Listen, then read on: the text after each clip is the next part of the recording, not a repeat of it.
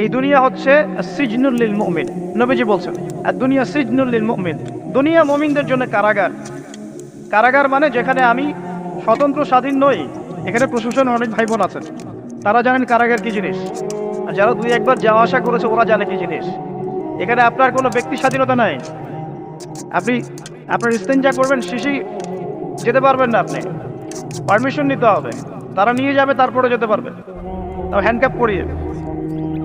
দুনিয়া সিজনুল লিল মুমিন, দুনিয়া মুমিনদের কারাগার। এখানে আপনি খেতে পারবেন না, খাবার আসবে তারপর খাবেন। ঘুমাতে পারবেন না, যখন ঘুমানোর আদেশ দিবে তখন ঘুমাতে পারবেন। তাও কতক্ষণ ঘুমাবেন তাও ফিক্স করা।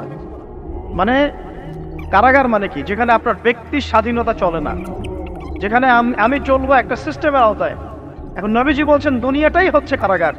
আর এই দুনিয়ায় কেমন করে আমি প্রবৃত্তির দাসত্ব করতে পারি, কেমন করে আমি আল্লাহকে বলে নামাজ বাদ দিতে পারি, কেমন করে জাকাত সেই কবে ফরজ হয়েছে, মিল ইন্ডাস্ট্রিজ প্র্যাকটিস করেছি, জাকাত দেই না। রমজান মাস যায় আসে যায় আসে যায় আসে, রোজাও রাখি না, তারাবি পড়তে পারি না। কোরআন আমার সামনে মানুষ তেলাওয়াত পড়ে, কোরআন আমার ঘরে পড়ে আছে, শেলফের উপরে ধুলাও আছে,